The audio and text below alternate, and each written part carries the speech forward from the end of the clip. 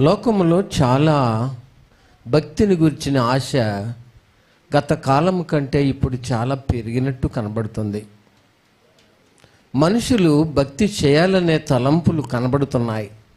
అందుకని ఎక్కడ చూసినా ఒక ఆధ్యాత్మికమైన వాతావరణాన్ని కలిగించాలని, ఆధ్యాత్మికంగా మనుషులు ఏదో చేయాలని తపన వాళ్ళ మనసులో ఉన్నట్టు వాళ్ళ క్రియల ద్వారా మనకు తెలుస్తుంది.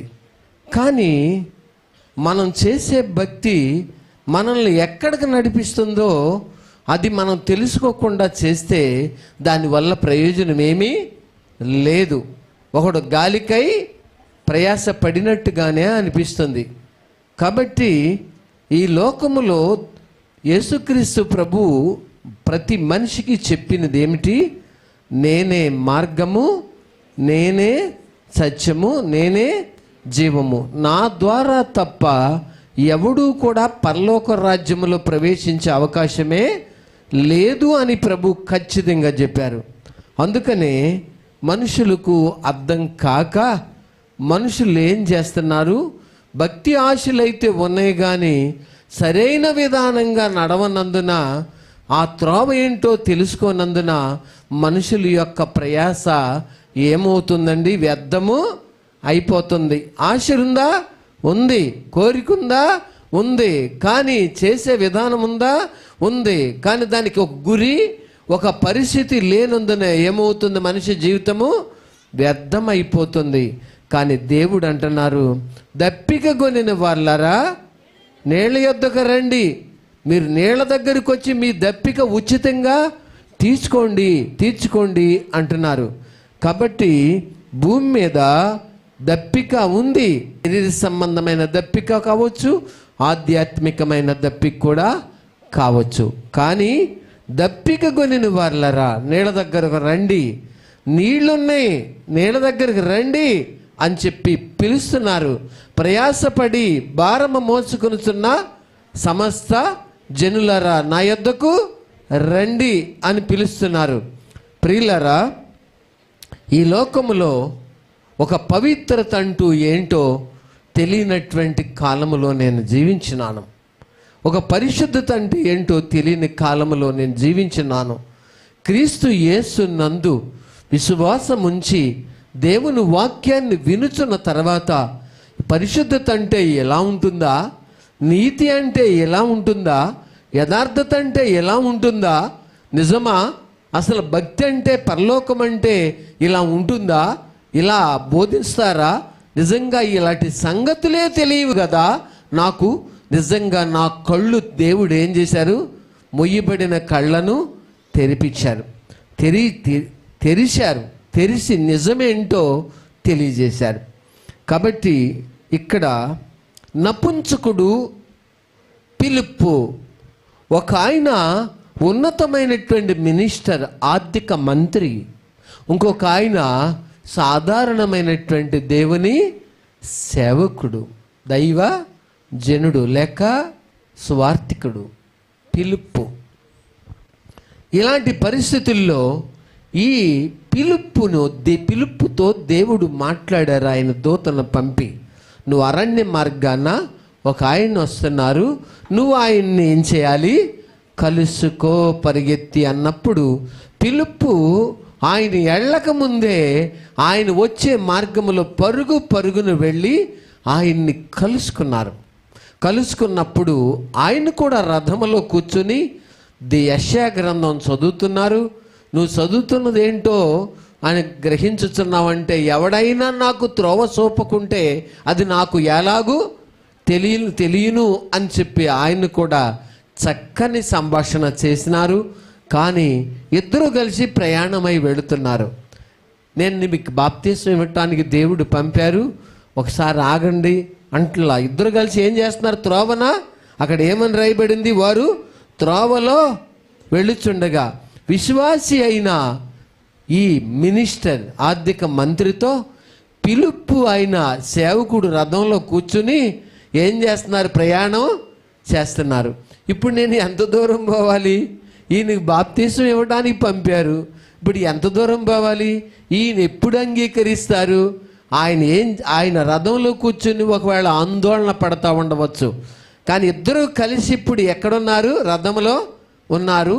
క్రీస్తుని గురించి, క్రీస్తు ఎలా శ్రమ పడ్డారో, ఎలా ఏం జరిగిందో యెషయా గ్రంథములో చదువుతున్న వాక్య భాగాన్ని పిలుపు వివరించి క్రీస్తుని గురించి చెప్పారు అని చెప్పడం జరిగింది. అందుకు నపుంసకుడు మంచి హృదయముతో ఏం చేయగలిగారు? దాన్ని అంగీకరించారు. మంచి హృదయముతో అంగీకరించారు. అయితేనేమి, ఇద్దరు కలిసి చక్కగా త్రోవలో, రథములో వెళుతూ ఉన్నారు. ప్రియులారా, వాళ్ళు వెళుతూ ఉన్నారు, నడుస్తూ ఉన్నారు. దేవుని బిడ్డలారా, దేవుడు మనకొక ఆత్మీయ వాతావరణాన్ని మనకు నేర్పిస్తున్నప్పుడు, మనకంటూ ఒక సావాసమును దేవుడు మనకి ఇచ్చినప్పుడు, నీకంటూ ఆత్మీయత నీ అంతరంగానికి ఒక ఆత్మీయ తాకుదల నిజముగా తాకినప్పుడు, నీలో ఒక మార్పు, మనలో ఒక మార్పు అనేది కలిగినట్టు మనకు తెలిసినప్పుడు మనం ఏం చేయాలి? ఇక కలిసి త్రోవలో నడిసే వారమై ఉండాలి. అది క్రీస్తువును గూర్చిన త్రోవలో, క్రీస్తు సువార్తను బోధించబడుతున్న త్రోవలో, అది రథమైన, మందిరమైన, క్రీస్తు సువార్తను గూర్చిన అనగా క్రీస్తుని గురించి చెప్పబడిన త్రోవలో ఏమవ్వాలి? నడుస్తూ ఉండాలి, నడుస్తూ ఉండాలి. వారిద్దరూ త్రోవను వెళుతూ ఉన్నారు.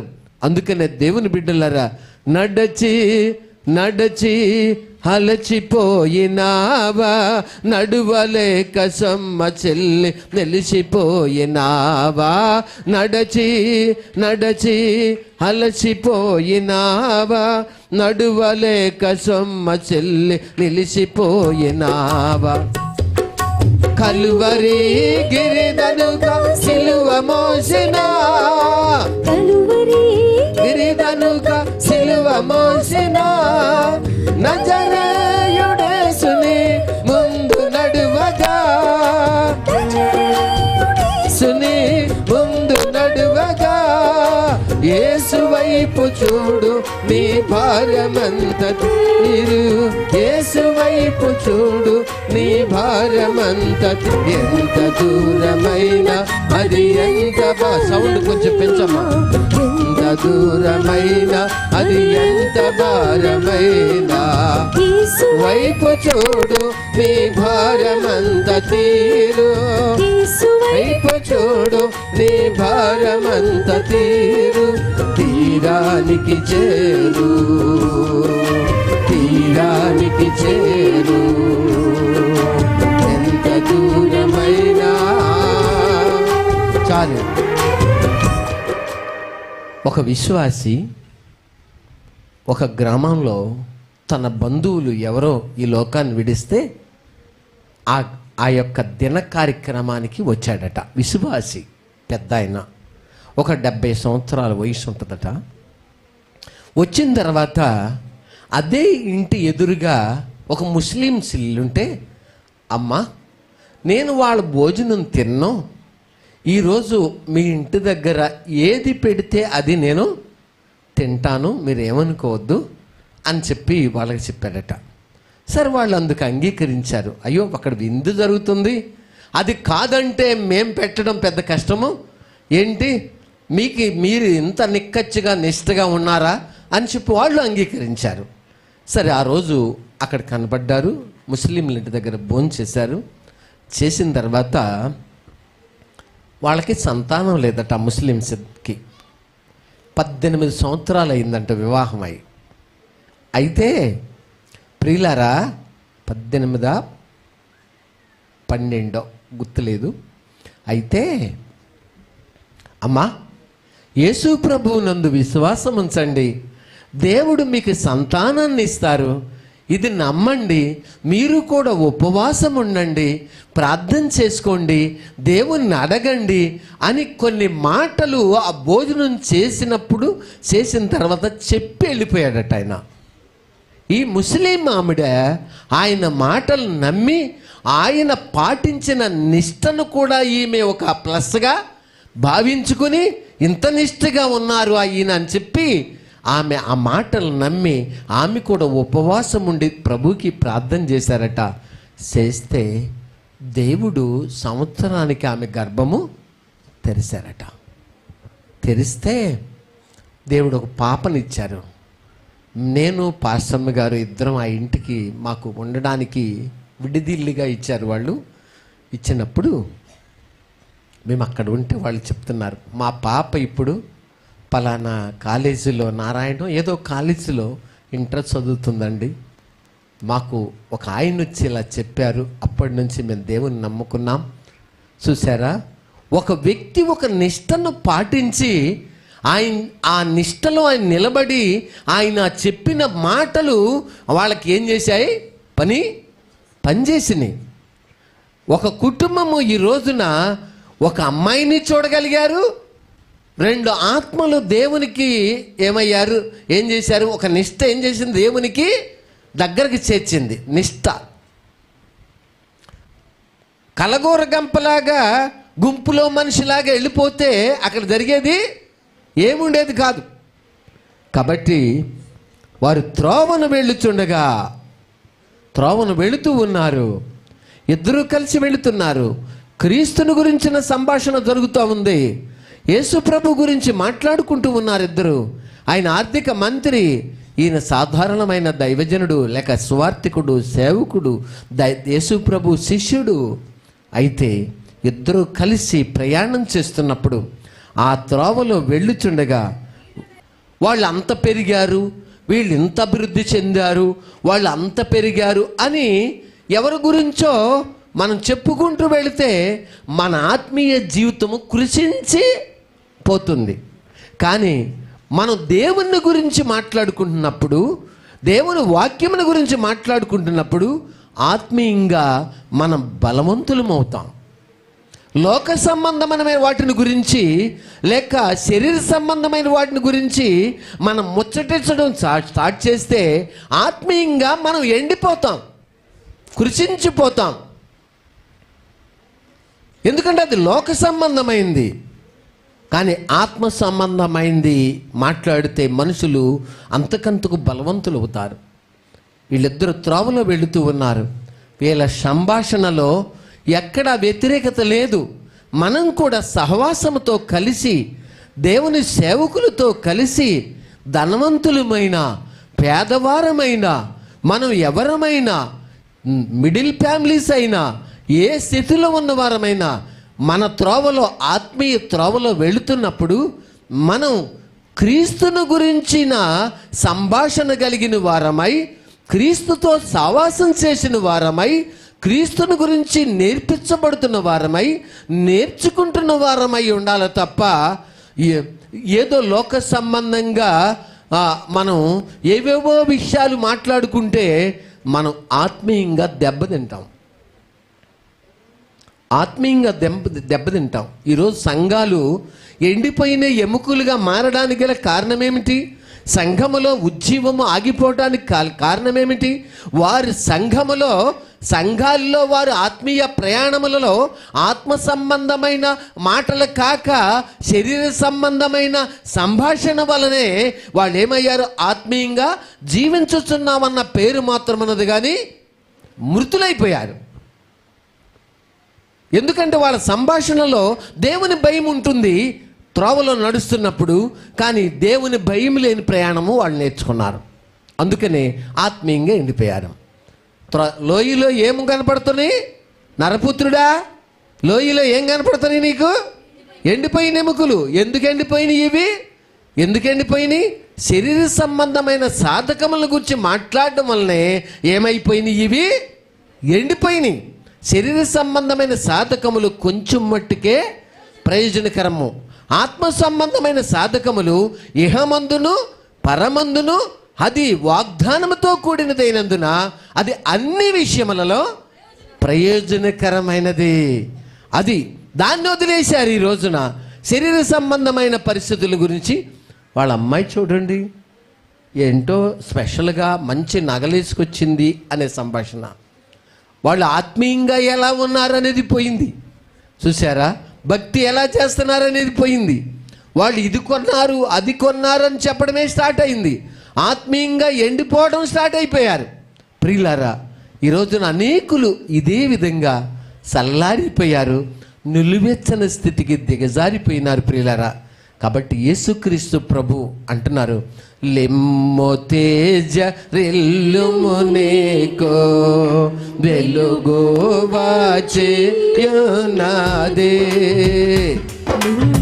తేజ రెల్లుము నీకో వెలుగువాచెయున్నదే,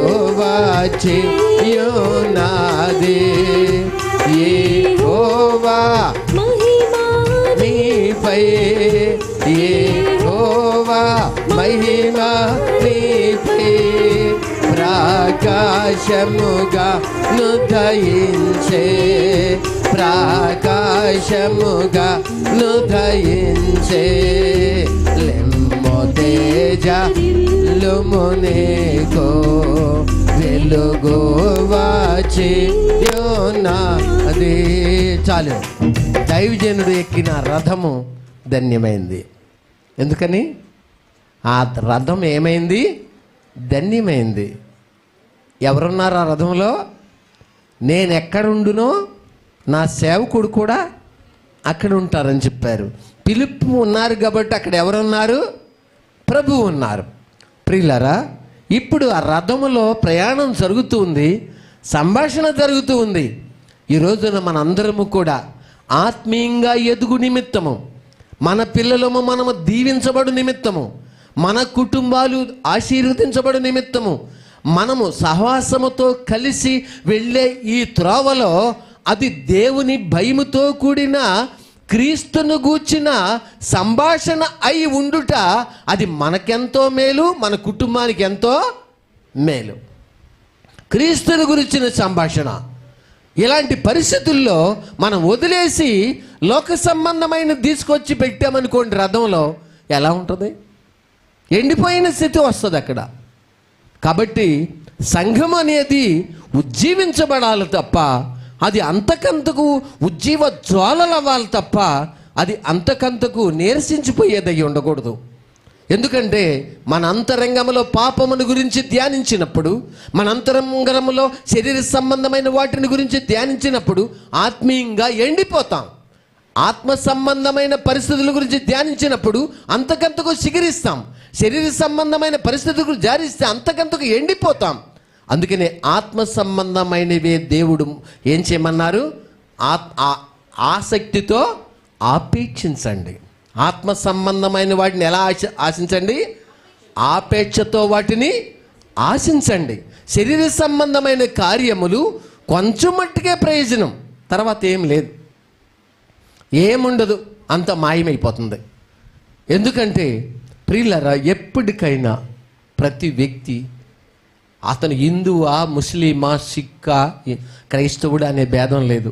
అందరూ ఒక రోజున నేలను పరుండబెట్టే రోజు ఒకటి ఉంది, ఎదురు రాబోతుంది. అది రాకముందే మన త్రోవ నీతి మార్గములో నడిచేదై ఉండాలా.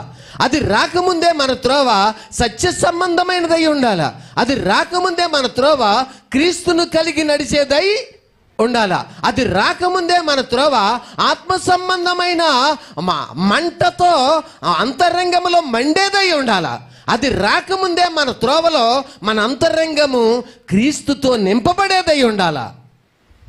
ఒక మర్రి చెట్టు దగ్గరికి వెళ్ళి గిల్లితే పాలు వస్తాయి, కొమ్మను గిల్లితే పాలు వస్తాయి, ఆకు తొడిమి గిల్లితే ఏమొస్తాయి? పాలు వస్తాయి. అంటే దాని నిండా ఏమన్నాయండి? మర్రి పాలు ఉన్నాయి.